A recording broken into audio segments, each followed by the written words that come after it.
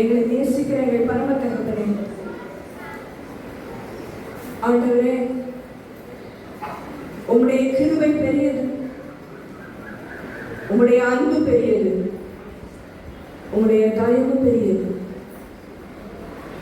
இந்த மேலான கிருபைக்குள்ளாக நீர் எங்கள் ஒவ்வொருவரையும் வழி நடத்துமாறு உம்முடைய சமூகத்திலே நாங்கள் இப்படி காத்திருக்கிறோம். இயேசு கிறிஸ்துவின் மூலமாக ஜெபம் கேளும் பிதாவே, ஆமென்.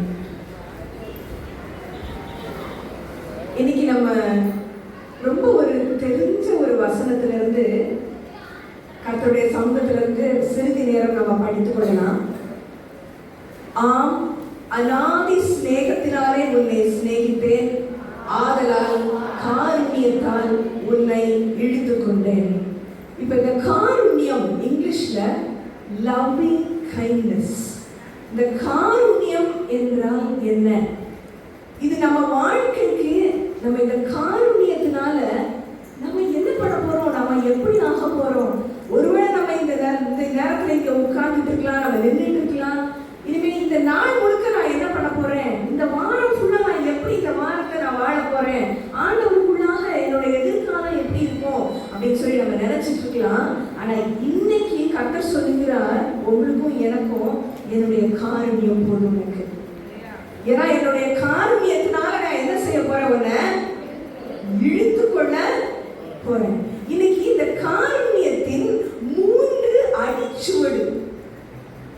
ஒரு இடத்துல இருந்து இழுத்தா நமக்கு அங்க ஒரு அச்சு விழும்ல, தரையில ஒரு அச்சு விழும். காருண்யத்தின் 3 அடிச்சுவட நம்ம ஆண்டவருடைய பாதத்திலிருந்து நம்ம படிச்சுக்கலாம். முதலாவது அடிச்சுவடு அன்பின் கயிறு. உங்க கையில இன்னைக்கு ஒரு கயிறு இன்னைக்கு கொடுத்துருப்பாங்கன்னு நினைக்கிறேன். எல்லா கையிலையும் இருக்கான்னு பார்த்துக்கோங்க. இது ஒரு சும்மா ஒரு சாதாரண ஒரு கயிறு தான்.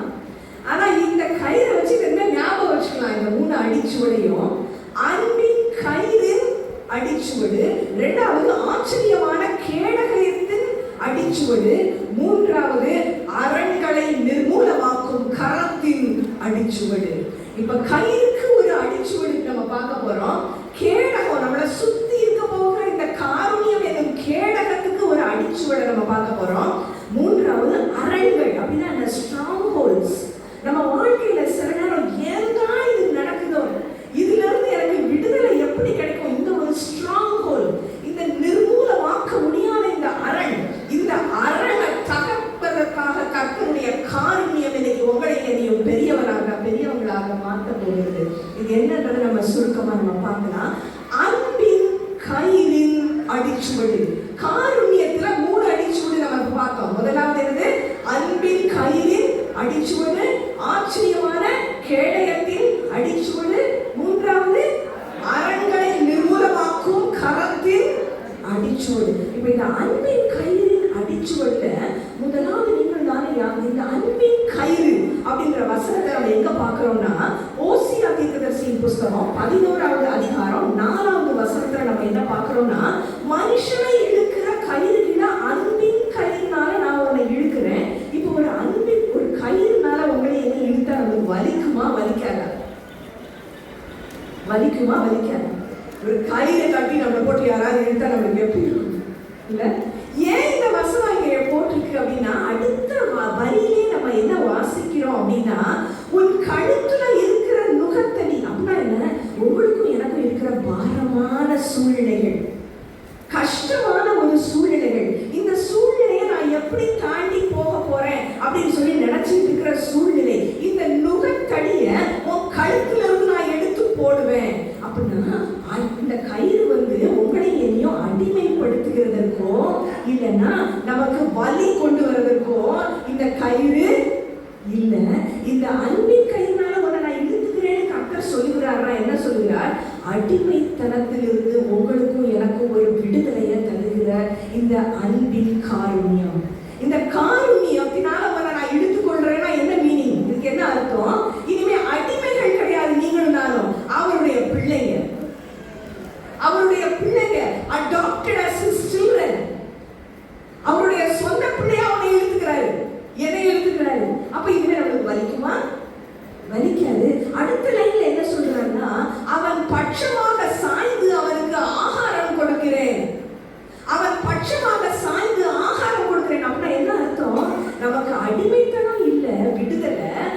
உன்னை விட்டு விலக மாட்டேன், உன்னை நான் கைவிட மாட்டேன். ஏன்னா நான் உனக்கு என்ன கொடுக்க போறேன்? உன் பக்கமா சாஞ்சு உனக்கு நான் ஆகாரம் கொடுக்க போறேன். ஒரு தகப்பனை போல உங்களையும் என்னையும் அவர் தன்னோடு சேர்த்துக் கொள்கிறார். அப்ப இந்த அன்பின் கயிறிலிருந்து நீங்களும் நானும் விட்டு விலகி போக நம்ம இஷ்டப்படுவோமா? இல்ல, நம்ம தலையாட்டுறோம். ஆனா நிறைய நேரம் நம்ம என்ன பண்ணிருக்கோம்? ஓடிருக்கோம். நிறைய நேரம் நம்ம ஆண்டவரை விட்டு விலகி போயிருக்கோம். இப்ப முதலாவது இந்த அன்பின் கயிறின் அடிச்சுவிட நம்ம யாத்திராகமத்துல பார்க்கலாம். யாத்திராகமத்துல 34வது அதிகாரம் முதல் 4 வசனத்துல நம்ம என்ன பார்க்கிறோம்னா, இங்க யாரு நிக்கிறா? அந்த 2வது படத்தை பாத்தீங்கன்னா அது யாருன்னு தெரியுமா? மோசே. மோசே எங்க நிக்கிறாரு? சீனாய் மலை மேல நிக்கிறாரு. இதுக்கு முன்னால உள்ள பின்னணி என்ன? அவங்க எல்லாரும் என்ன செஞ்சாங்க? விரோதமாக வழி விலகி போனாங்க. அந்த சீனாய் மலைக்கு போனாங்க. எதுக்கு போனாங்க? கர்த்தரை ஆராதிக்கணும்னு சொல்லிட்டு போனாங்க. ஆனா அவங்க எதை ஆராதிச்சாங்க? ஆரோன் என்ன பண்ணாரு? கன்றுக்குட்டியை செஞ்சு அவங்கள வழி விலகி போக வச்சால் மட்டும் இல்ல, கர்த்தருக்கு விரோதமாக அங்க ஒரு செயல் நடந்தது. அப்ப என்ன சொன்னாரு? கர்த்தர் மோசேயை பார்த்து என்ன சொல்றாரு? இவங்க எல்லாரையும் நான் என்ன செய்ய போறேன்? அழிச்சிட போறேன். ஆனா மோசே அதற்கு என்ன சொல்றாரு? வேண்டாம் ஆண்டவரே, நீங்க தயவு செய்து இவங்களை மன்னிச்சுங்க, தயவு காட்டுங்க, காருண்யத்தை காட்டுங்க. இல்லைன்னா என் பேரை நீங்க ஒரு புஸ்தகம் வச்சிருக்கீங்களே அதுல இருந்து கிறுக்கி போட்டீங்கன்னா, கர்த்தர் என்ன சொல்றாரு? உன் பேரை நான் கிறுக்கி போடல, யாரெல்லாம் விலகி போய் விரோதம் பண்ணாங்களோ அவங்க பேரை கிறுக்கி போடுறேன்னு சொல்றாங்க. ஆனா மோசே என்ன சொல்றாரு? ஆண்டவரே தயவா எங்க மேல இருங்க, எங்களை மன்னிங்க. அப்ப விரோதமா போனாலும் அங்க ஒரு நபர் இருந்தாரு. யார் இருந்தா? இன்னைக்கு எத்தனையோ பேர் கர்த்தரை விட்டு விலகி விரோதமா போயிருக்கலாம். ஆனா நீங்களும் நானும் அந்த ஒரு நபரா இருக்க முடியுமா? ஆண்டவரே அவங்க பேரெல்லாம் கிறுக்கி போடாதீங்க, நான் உங்க சமூகத்துல நிக்கிறேன், அவங்களே நீங்க சேர்த்துக்கோங்க. அப்ப யாத்திராகமம் 34 கர்த்தர் என்ன சொல்றாரு? மோசே கிட்ட, நீ இன்னும் 2 கற்பலகைகள் கொண்டு வா, நான் அதில் எழுதுவேன். அப்ப உடன்படிக்கை அங்க திரும்பி ஆரம்பிக்குது. யாருக்கு? கர்த்தருக்கும் அவர் தெரிந்து கொண்ட ஜனத்திற்கும் உடன்படிக்கை ஆரம்பிக்கிறது. காருண்யம் என்றால் உடன்படிக்கையையும் அன்பையும் இணைக்கிற அன்பின் கயிறு. காருண்யம்னா என்ன? இன்னொரு எல்லாரும் சேர்ந்து சொல்லலாமா? அன்பையும் கர்த்தருடைய உடன்படிக்கையையும் இணைக்கிற அன்பின் கயிறு, அதுதான் காருண்யம். ஆனா இந்த காருண்யத்துல கர்த்தர் எழுத மட்டும் செய்யல, அங்க என்ன பண்ணாரு? அவர் மோசே அங்க நிக்க வச்சுட்டு கர்த்தருடைய சமூகம் அங்க கடந்து சென்றது. மோசே என்ன கேட்கிறார்? நாங்க உங்க மகிமையை நான் பார்க்கணும் கர்த்தாவே கேட்டோன்னு மோசே அந்த கண்மலையில ஒழிச்சு வச்சுட்டு அவருடைய கரத்தினால மறைச்சு வச்சுட்டு அவருடைய சமூகம் அங்க போகுது. அவருடைய நாமத்தை கர்த்தர் சொல்லுகிறார். இந்த நாமத்தை சொல்லும் பொழுதுதான் காருண்யம் நமக்கு புரியுது. இந்த அன்பின் கயிறு என்னன்றது புரியுது. கர்த்தர் என்ன சொல்றாரு? யாத்திராகமம் 34 6வது வசனத்துல, நான் கர்த்தர் கர்த்தர் இரக்கமும் கிருபையும் நீடிய சாந்தமும் மகா தயவும் சத்தியமும் உள்ள கர்த்தர். அப்ப இந்த காருண்யத்துல கிருபை தயவு இருக்குது. ஆனா அவர் யாரு? உண்மையுள்ளவர்.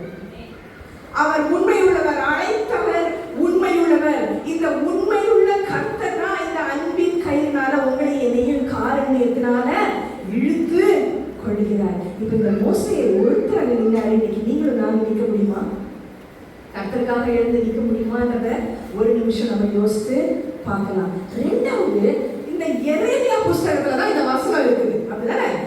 அனாதி சிநேகத்தினால் உன்னை நான் சிநேகித்தேன், ஆதலால் காருண்யத்தினால் உன்னை இழுத்து கொண்டேன். இப்ப என்ன நடக்குது இந்த இடத்துல?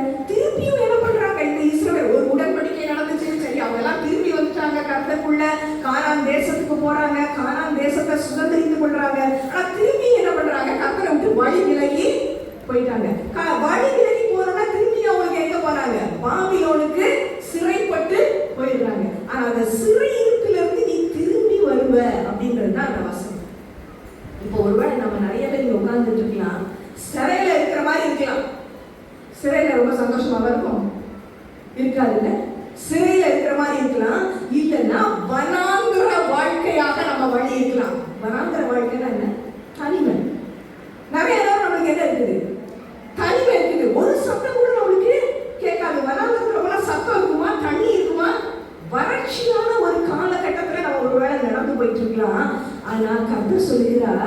இந்த அன்பின் கையினால நான் உன்னை இழுக்கிறேன்னா, இனிமே இந்த வனாந்திரத்திலும் நீ இரக்கம் பெற்றாய். அதுதான் 2வது வசனம். வனாந்திர வழியா இருந்தாலும் கர்த்தருடைய வார்த்தை என்ன சொல்லுது? நீ இரக்கம் பெற்றாய். ஆண்டவரே, நான் இன்னைக்கு இரக்கம் பெற்றவர்களாக நீங்க என்ன மாத்துங்க. இந்த இரக்கம் பெற்றவர்களாக இருந்தோம்னா 9வது வசனத்துல என்ன போட்டிருக்குது? அங்க நீர் ஊற்று இருக்கலாம். நீ அழுகையோட விண்ணப்பத்தோடும் வருவ, ஆனா அங்க என்ன இருக்குது? தண்ணீர் உள்ள நீர் ஊற்று இருக்குது. அப்ப வனாந்திரம் தான். வனாந்திரத்துல என்ன இருக்கும்? ஒரு ஓயாசிஸ். அங்க தண்ணி இருக்கிற இடத்தை ஆண்டவர் காட்டுறாரு. அப்ப வனாந்திர வாழ்க்கையா ஒருவேளை இருக்கலாம், ஆனா வறட்சியா இருக்குல்ல.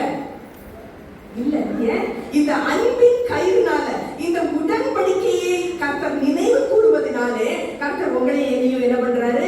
அவரோடு சேர்த்து இந்த வனாந்திர வாழ்க்கையில உங்களை என்னையும் அவர் வழி நடத்தி கொண்டு வருகிறார். ஆனா வனாந்திரத்திலேயே அவர் விட்டுற மாட்டார். வனாந்திர வாழ்க்கையிலேயே நீங்களும் நானும் இருக்க மாட்டோம். ஏன்னா 12வது வசனத்துல என்ன போட்டிருக்குது? சீயோனின் உச்சியிலே உங்களை என்னையும் கர்த்தர் கொண்டு போய் நிறுத்துவார். சீயோனின் உச்சி அப்படின்னா சீயோன் மலை உச்சியில என்ன நடக்குது? கர்த்தருக்கு ஆராதனை, கர்த்தருடைய வாசஸ்தலம், கர்த்தரை முகமுகமாக தரிசித்து அவரை புகழ்ந்து பாடுகிற இடம் சீயோன். இப்போ வனாந்திர வாழ்க்கையோட உங்களை என்னை முடிச்சிட மாட்டார் கர்த்தர். நம்ம வாழ்க்கையை அதோட கர்த்தர் முடிக்கிறவர் அல்ல. இந்த அன்பின் கயிறு உங்களை எங்க கொண்டு போய் நிறுத்துது? என்னை எங்க கொண்டு போய் நிறுத்துது? சீயோன் மலையில கொண்டு போய் நிறுத்துது. ஆனா அதோட கர்த்தர் விட்டுல. கர்த்தர் என்ன சொல்றாரு? உன்னை விட்டு விலக மாட்டேன். நீ வனாந்திர வழியா நீ வந்துட்டு இருக்கலாம், ஆனா உன்னை விட்டு நான் விலக மாட்டேன். உன் பாவத்தை இனி நான் நினைப்பதில்லை. அது எரேமியா 31வது வசனத்துல இருந்து 33வது வசனம் வரைக்கும் புது உடன்படிக்கையை இந்த அன்பின் கயிறுனால உங்க இருதயத்திலையும் உன் உள்ளத்திலையும் எழுதுவேன்னு சொல்றாரு. கர்த்தர் என்ன சொல்லுகிறார்? அங்க 31வது வசனத்துல, என்னுடைய நியாய பிரமாணத்தை உன் உள்ளத்திலே வைத்து உன் இருதயத்திலே எழுதி நான் உன் பிதாவாக இருப்பேன், நீ என் ஜனமாய் இருப்பாய். இனிமேல் உன்னுடைய பாவத்தை நான் நினைப்பதில்லை. அந்த புது உடன்படிக்கை எப்படி முடியுது? பாவத்தை மன்னிப்பது மட்டுமல்ல, பாவத்தை நினைப்பதும் இல்லை. ஆனா 20வது வசனத்தை பாருங்க. ஒன்ன நான் நினைச்சுக்கிட்டே இருக்கேன். எப்பிராயிம் என்னும் என் அருமையான குமாரனே, உன்னை நான் நினைச்சுக்கிட்டே இருக்கேன். எப்படி ஒரு மேலான அன்பின் கயிறு பாருங்க. கர்த்தருடைய அன்பு, இந்த காரணியம் எப்படி? உன்னை நான் நினைச்சுக்கிட்டே இருக்கேன். உன் பாவத்தை நான் நினைச்சுக்கிட்டே இல்லை, உன்னை நான் நினைச்சுக்கிட்டே இருக்கிறேன். உன்னை திருப்புவேன், மறுபடியும் கட்டுவேன். கர்த்தருடைய வார்த்தை அங்க என்ன வருது? 3வது வசனம் 4வது வசனத்துல, உன்னை மறுபடியும் கட்டுவேன், மறுபடியும் உன்னை நாட்டுவேன், கட்டுவேன், நாட்டுவேன் என்று சொல்லுகிற கர்த்தருடைய காருண்யம். இப்ப இந்த காருண்யம்ன்ற வார்த்தை நம்ம என்ன சொன்னோம்? அன்பையும் கர்த்தருடைய உடன்படிக்கையையும் இணைக்கிற அன்பின் கயிறு. இங்கிலீஷ்ல இதுக்கு 3 வார்த்தை நம்ம படிச்சுக்கலாம். இதுல காருண்யத்துல என்னன்னா, the Lord's goodness, கர்த்தர் நல்லவர். 2வது the Lord's greatness, கர்த்தர் நிகரில்லாதவர். அவருக்கு ஒப்பா யாருமே கிடையாது. இந்த காரணத்தால் இழுத்துக் கொள்கிறவருக்கு ஒப்பாக யாருமே கிடையாது. அவர் நல்லவர், நிகரில்லாதவர். அவர் உங்களை என்னையும் நடத்துபவர், அவர் வழி நடத்துபவர். He is gentle. அப்ப 3 வார்த்தை இங்கிலீஷ்ல, goodness, greatness, gentleness. இதுதான் காருண்யம். goodness, greatness, gentleness. இது கர்த்தருடைய காருண்யம். இந்த காருண்யத்தின் அன்பின் அடிச்சுவடு மோசேல ஆரம்பிச்ச அந்த அன்பின் அடிச்சுவடு, அந்த உடன்படிக்கை நிறைய நேரம் வழி விலகி விலகி போனாங்க, விரோதிச்சாங்க. ஆனா இயேசு கிறிஸ்துவின் ரத்தம் உங்களை என்னையும் திருப்பி அந்த உடன்படிக்கைக்குள்ள, அந்த புது உடன்படிக்கைக்குள்ள உங்களையும் என்னையும் சேர்த்து கொண்டது. அங்க மோசையோட நிக்கல, இஸ்ரவேல் ஜனங்களோட நிக்கல. விலையேறப்பெற்ற இயேசு கிறிஸ்துவின் ரத்தத்தினால விலை கிரயம் கொடுத்து உங்களையும் என்னையும் கர்த்தர் இந்த புது உடன்படிக்கையில சேர்த்து கொண்டார். நம்ம வெறும் சீனாய் மலையில இனிமே நிக்கல. எபிரேயர் 12வது அதிகாரத்துல நம்ம என்ன பார்க்கிறோம்? நம்ம சீனாய் மலை முன்னாடி நிக்கிற, நம்ம சீயோன் மலைக்கு நம்ம இப்ப வந்துட்டோம். இந்த சீயோன் மலையில ஒரே மத்தியஸ்தராகிய இயேசு கிறிஸ்துவின் ரத்தத்தினால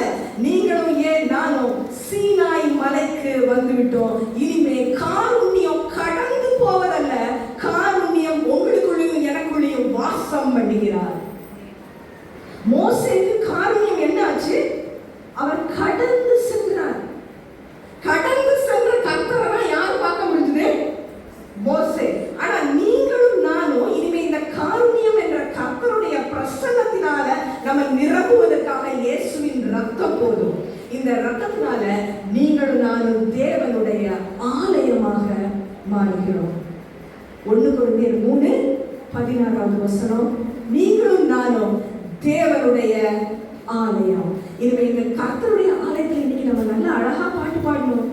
இங்க உட்கார்ந்து தியானிக்கிறோம், கர்த்தருடைய வசனத்தை வாசிக்கிறோம். வைராக்கிய வாஞ்சையினால நான் உன்னை இழுத்துக் கொள்கிறேன் என்று யாக்கோபு 4:5 இருக்கு. With an intense longing, பரிசுத்த ஆவியானவர் என்ன சொல்றாரு? நான் உன் மேல என்ன வச்சிருக்கேன்? ஒரு வைராக்கிய வாஞ்சையின் அன்பை வச்சிருக்கிறேன். இந்த அன்பின் கயிறுனால நான் உன்னை இழுத்துக் கொள்கிறேன். ஆனா ஆலயம்னு நம்ம சொல்லிட்டோம்னா நம்ம வாழ்க்கை எப்படி இருக்கணும்? இனிமே பெருமை இருக்கக்கூடாது. கர்த்தருடைய கிருபை போதும், அவருடைய பலத்த கைக்குள்ள அடங்கி இருக்கணும். இதெல்லாமே யாக்கோபு 4 நீங்க வாசிக்கலாம். இனிமே விரோதம் போயிடணும். ஒரு இடத்துக்கு நீங்களும் நானும் வியாபாரம் செய்ய போகிறோம் நம்ம நினைச்சோம்னா அதே அதிகாரத்துல தான் இருக்குது. இந்த ஆலயம் நம்ம சொல்றோம், நம்ம சொந்த தொழில் பண்ண போவோம், இதுதானே? அங்க போனோம், சொந்த படிப்பு படிக்க போவோம். அப்ப போகும்போது நம்ம என்ன வார்த்தை சொல்லணும்ன்றதும் இருக்கு. கர்த்தருடைய சித்தப்படி நான் செய்வேன், கர்த்தருடைய சித்தப்படி நாளைக்கு நான் போவேன், கர்த்தருடைய சித்தப்படி நான் இந்த வாரத்துல நான் செய்ய போறேன். தேவனுடைய ஆலயம்னா நீங்கள் நானும் யாருடைய சித்தத்துக்கு கீழ்ப்படியணும்? அவருடைய சித்தத்துக்கும் அவருடைய சத்தத்துக்கும் அவருடைய சத்தியத்திற்கும் கீழ்ப்படிந்து அடங்கி நடக்கிறவங்களா நம்ம இருக்கணும். அப்ப அன்பின் கயிறு அடிச்சுவடுல நம்ம என்ன பார்த்தோம்? அன்பையும் உடன்படிக்கையும் கர்த்தர் இணைக்கிறார். இந்த புது உடன்படிக்கையினால நம்ம யார் அவரையும் பார்க்க முடியுது. அவர் யாரு? Good, he is great, gentle. Good, great, gentle. கர்த்தர் நல்லவர், நிகரில்லாதவர், நடத்துபவர். ரெண்டாவது நம்ம சுருக்கமா பார்க்கலாம். ஆச்சரியமான ஒரு கேடயத்தினால கர்த்தர் உங்களையும் என்ன பண்றாரா? சூழ்ந்து கொள்கிறார். இந்த சூழ்ந்து கொள்கிற ஒரு அடிச்சுவடு சங்கீதம் 5:12 நம்ம பார்க்கிறோம். காருண்யம் என்னும் கேடயத்தினால நான் என்ன பண்ணுவேன்? உன்னைய சூழ்ந்து கொள்வேன். இப்ப இந்த சூழ்ந்து கொள்ளும் பொழுது என்ன அடிச்சுவடு இருக்குன்றத நம்ம சுவிசேஷத்துல ஒருவருடைய வாழ்க்கையின் மூலமாக பார்க்கலாம். யார் மரத்து மேல ஏறி நின்று இயேசுவை பார்க்கணும்னு ரொம்ப ஆசையா இருந்தது. அவன் வகை தேடிக்கொண்டிருந்தான்னு போட்டிருக்கு. அப்ப இந்த சகையும் மரத்தின் மேல் உட்கார்ந்துட்டு இருந்து இயேசுவை பார்க்கணும்னு வகை தேடிட்டு இருந்த போதும் கர்த்தருடைய காரியம் அவனை சூழ்ந்து இருந்தது. அப்ப என்ன பண்ண? கர்த்தருடைய காரியம் ஏன் சூழ்ந்து இருக்குது நம்ம சொல்றோம். அதே மரத்துக்கு யாரு போற? அங்கே நீ இருந்து விட்டுட்டார, நீ மரத்து மேலே உட்கார்ந்துட்டு விடல. அப்படிதானே? அவன் இருந்த மரத்துக்கு பக்கத்துல போய் கீழே போய் நின்று என்ன கூப்பிடுறாரு? சகையுமே நீ சீக்கிரமா நீ கீழே இறங்கி வா. இன்னைக்கு ஒருவேளை நம்ம எந்த மரத்துல ஏறிட்டு இருக்கோமோ இல்லைன்னா மரத்துல ஏற பார்த்துட்டு இருக்கோமான்னு தெரியல. அப்படின்னா என்ன? மரம் ஏறணும்னா என்ன? என்னோட சொந்த முயற்சி, என்னோட என் கையில இருக்கிறத வச்சு நான் எப்படியாவது ஏறி வகை தேடிட்டு இருந்தான் யாரை பார்க்கறதுக்கு. ஆனா காருண்யம் என்ன பண்ணுச்சு? அவனை போய் பார்த்துச்சு. காருண்யம் அவன் அண்டை போச்சு. நீ கீழே இறங்கி வா, நான் உன் வீட்டுக்கு வரணும். இப்ப இங்க கர்த்தருடைய காருண்யம் என்ன சொல்றாரு? ஏசப்பா என்ன சொல்றாங்கன்னா, சரிப்பா நீ கீழே வந்துட்ட, என்ன ஏத்துக்கிட்ட, ஆனா எங்க நான் வரணும்? உன் வீட்டுக்கு நான் வரணும். வீட்டுக்கு வரணும் கூப்பிடுறதுல அர்த்தம் என்ன இருக்கு? வீட்டுல நம்ம எப்படி இருப்போம்? நம்ம உண்மையான செல்ஃப் வீட்டுல வரும்ல. நம்ம இங்கெல்லாம் என்ன செய்வோம்? ஒரு பெரிய வேஷம் போட்டுப்போம்ல. நம்ம நல்லவங்க மாதிரி, நானும் சேர்ந்துதான். நம்ம ரொம்ப நல்லவங்க மாதிரி, நமக்கு கோவம் வராது, நம்ம ரொம்ப பொறுமைசாலி, நம்ம ரொம்ப தைரியசாலி அப்படின்லாம் நம்ம சொல்லி நம்ம என்ன பண்றோம்? இங்க ஒரு வேஷம் போட்டுக்கிறோம். வீட்டுக்கு போனா எப்படி இருப்போம்? நம்மளுடைய உண்மையான ஒரு கலர் வீட்டுல வந்துடும். அப்படிதானே? கோபம் வரும், பொறாமை வரும், அங்க நிறைய காரியங்கள் வரும், தூக்கம் வரும். பைபிள் எடுத்து வாசினா உடனே என்ன வந்துடும்? தூக்கம் வந்துடும். ஆனா ஏசப்பா வீட்டுல உன் வீட்டுல நான் தங்கணும்னா என்ன பண்ணுவாங்க? ஒரு பெரிய நம்ம மேல அன்பு வச்சிருக்கிறவங்க, நம்ம மேல எவ்வளவு அன்பு வச்சிருக்கவங்க, நம்மள பெரியவங்க நம்ம வீட்டுல நம்ம என்ன செய்வோம்? அவங்களை அப்படி உபசரிப்போம்ல. அப்ப ஏசப்பா நம்ம வீட்டுல தங்கி இருந்தாங்க, நம்ம குணம் மாறணும்ல. நம்ம உள்ளான அனுபவம், நம்ம உள்ளான செல்ஃப் அது கண்டிப்பா மாறும். ஆனா சகையை பாருங்க, இந்த காரணியம் அவனுக்கு தெருவிலேயே அவனோட குணம் மாறிடுச்சு. மத்தவங்க எல்லாம் என்ன சொன்னாங்க அவனை பார்த்து? இவன் வீட்டுக்கு போய் கர்த்தர் வராருன்னு சொன்னோன்னா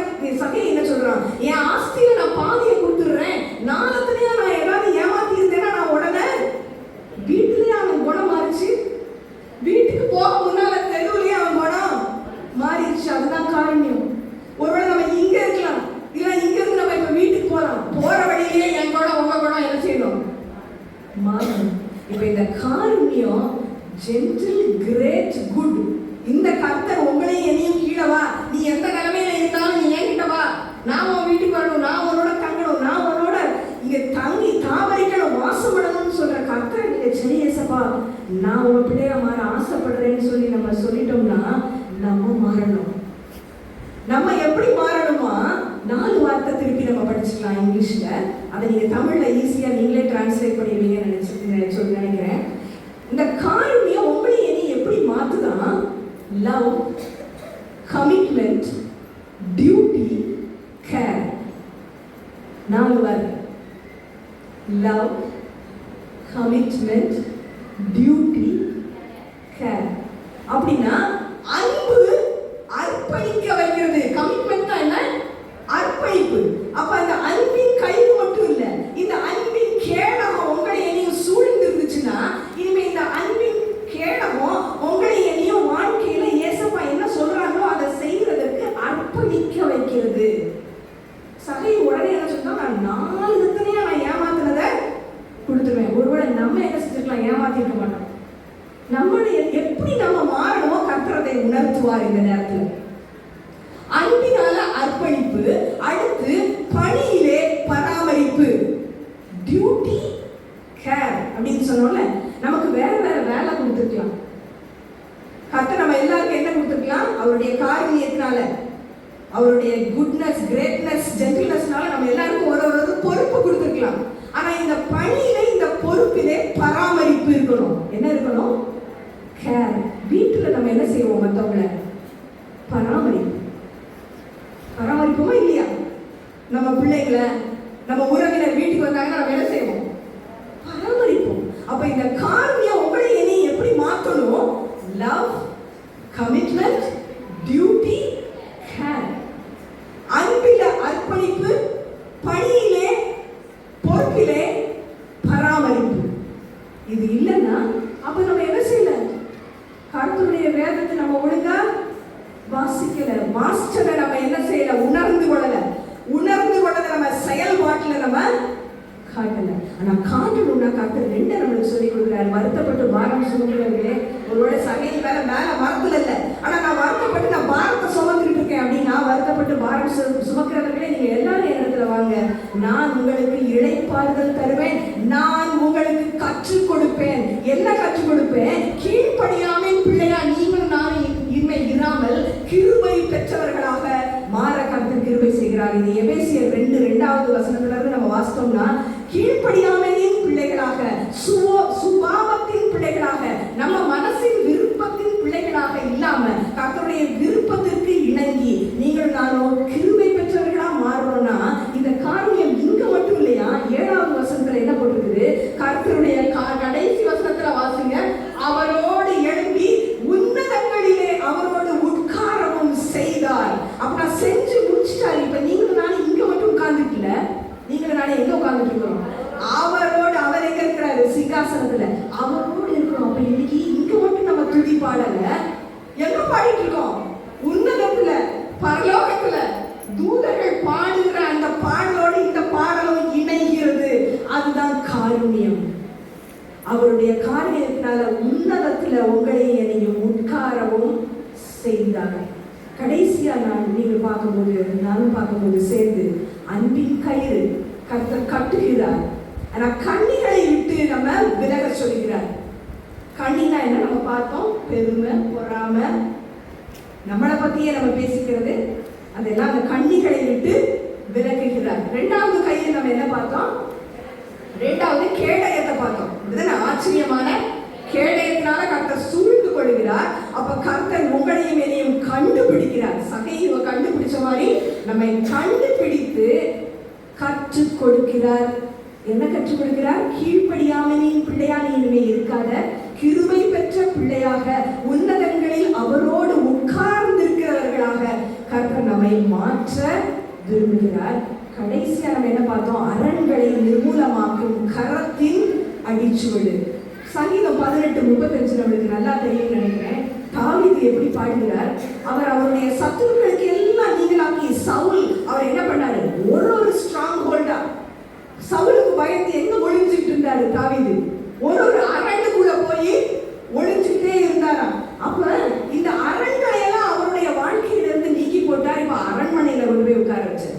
அவருடைய சத்துருக்களுக்கு எல்லாம் கர்த்தர் நீங்களாக்கி விடுதலை ஆக்கணும்னா தாவீது எப்படி பாடுகிறார்? உம்முடைய வலது கரம் என்னை தாங்குகிறது, உம்முடைய காருண்யம் என்னை பெரியவனாக்கும்.